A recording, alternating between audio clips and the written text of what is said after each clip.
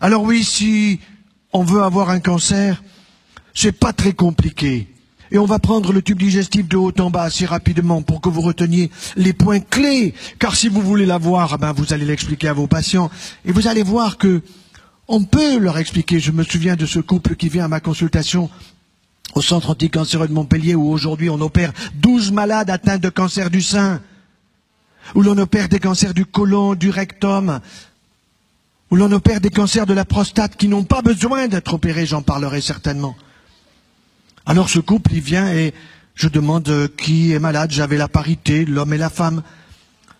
Et les deux répondent presque en même temps, docteur, nous sommes des originaux, nous on n'est pas malades, qu'est-ce que vous venez faire? Il y a un tas de monde qui attend, stressé, avec des maladies graves, et vous venez, vous n'avez rien. Allez donc voir les flamants roses au bord de la Méditerranée. Oui, mais docteur, on vient vous voir parce que on dit que vous êtes spécialisé dans la nutrition, alors vous pouvez pas nous donner des conseils pour qu'on ait un cancer?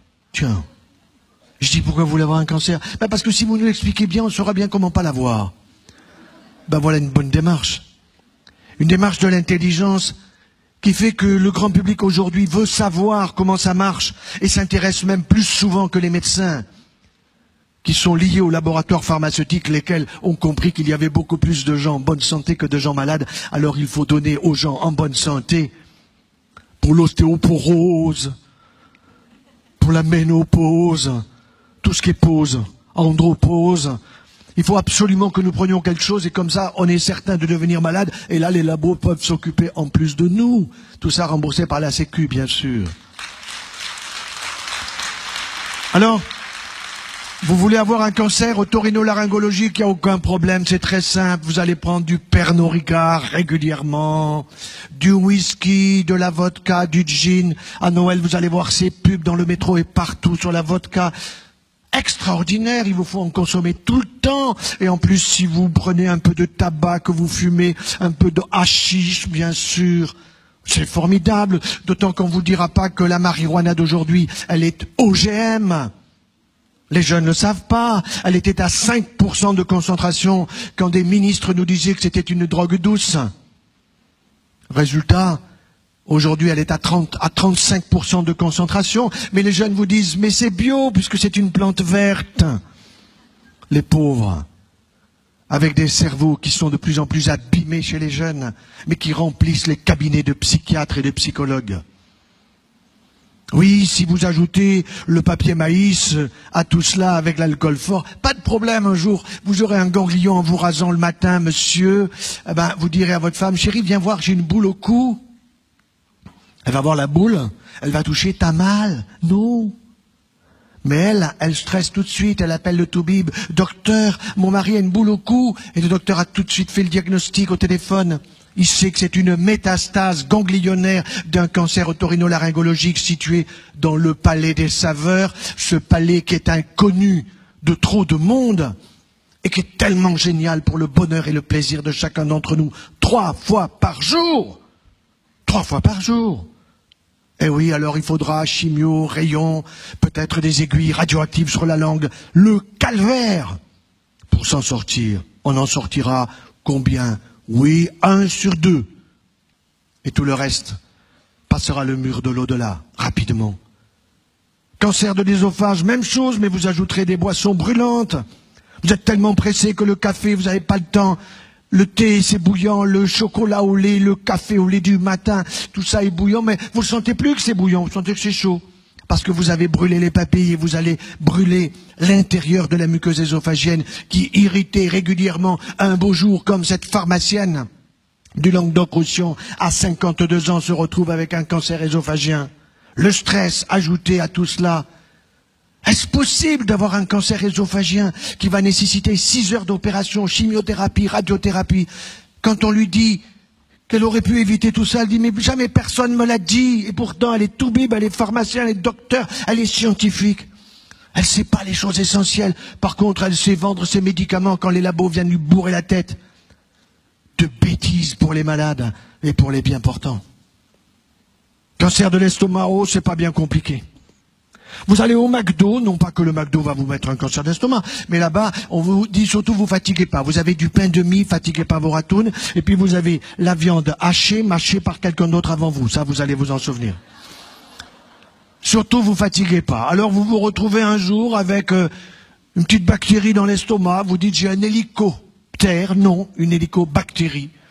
Une hélicobactérie qui est un petit rongeur qui va vous donner une inflammation gastriteux, et cette gastrite, elle va continuer à vous enflammer, alors vous allez dire, ah comme ça me brûle, je vais prendre un peu plus de yaya, un peu plus de laitage, de lactimerde, vous voyez ce que je veux dire?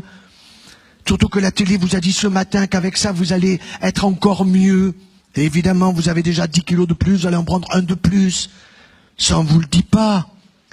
Parce que tous ces produits laitiers, nous allons en parler dans quelques instants. Évidemment, c'est du lactose. Mais le lactose, les gens n'ont pas compris. Le ose, c'est du sucre. Alors on est en plein lactolisme après l'alcoolisme.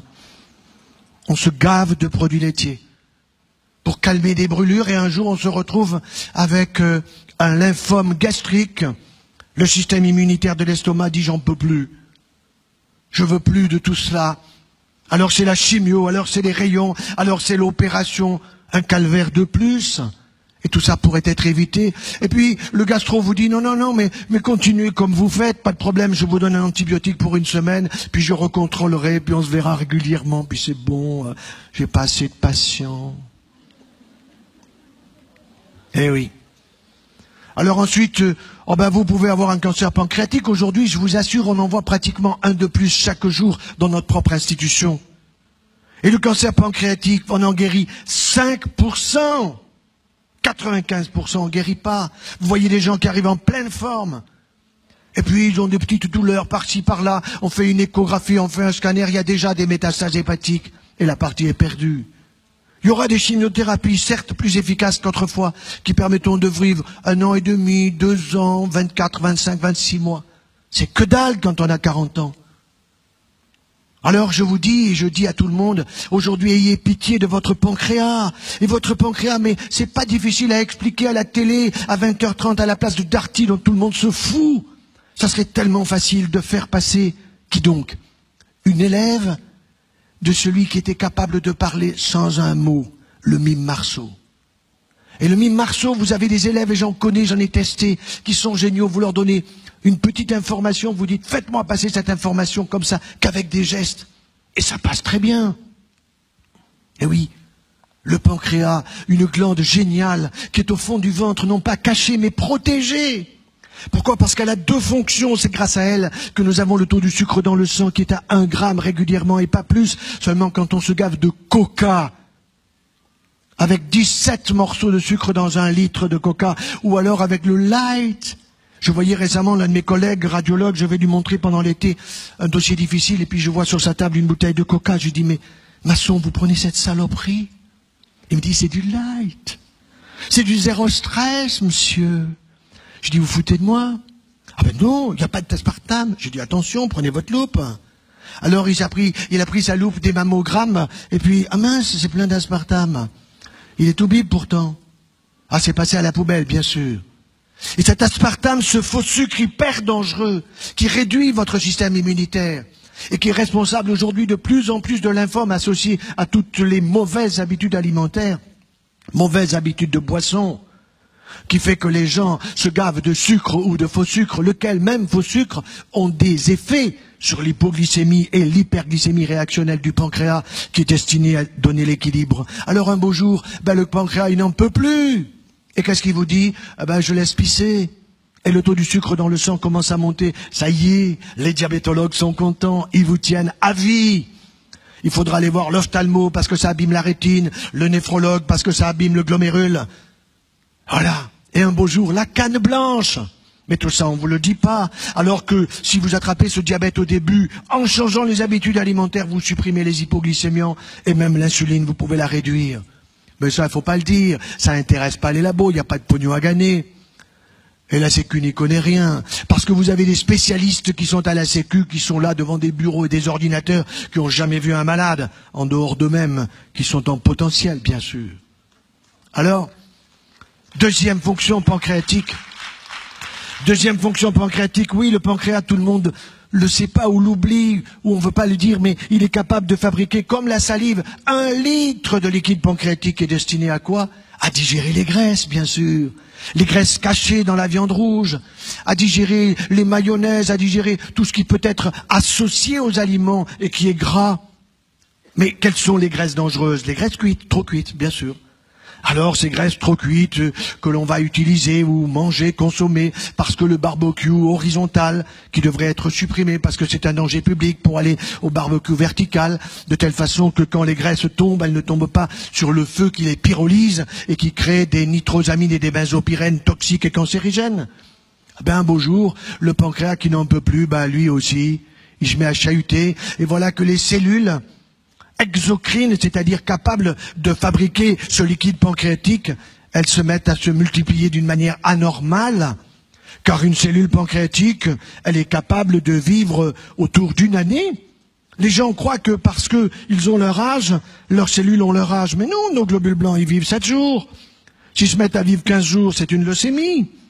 Nos globules rouges, ils vivent 120 jours. S'ils se mettent à vivre 200 jours, ça va pas.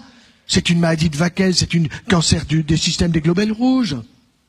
Les cellules de mon foie, si je ne l'ai pas intoxiqué d'alcool et de marijuana et de tabac, ils vivent une année. Donc, si j'ai 60 balais, mon foie, je l'ai refait 60 fois. Formidable. Et mon pancréas, autant de fois. Les cellules de mon intestin grêle, elles vivent 4 à 5 jours, pas plus. Mais si je prends la chimiothérapie, le tapis intestinal destiné à absorber tous les aliments qui est aussi grand qu'une surface d'un terrain de handball, oui, à ce moment-là, il est brûlé complètement. Alors, ce sont des fuites digestives, c'est une malabsorption digestive et les gens sont en permanence fatigués par les chimiothérapies souvent abusives que l'on donne, mais on va vous guérir. Laissez-nous faire, c'est nous qui sommes compétents et vous n'y connaissez rien. C'est faux. De plus en plus de grands publics sont capables de poser des questions intelligentes et il faut les écouter. Il faut s'asseoir en consultation pour écouter les gens et se rendre compte que très souvent, l'instinct, l'intuition, elle est juste chez le patient.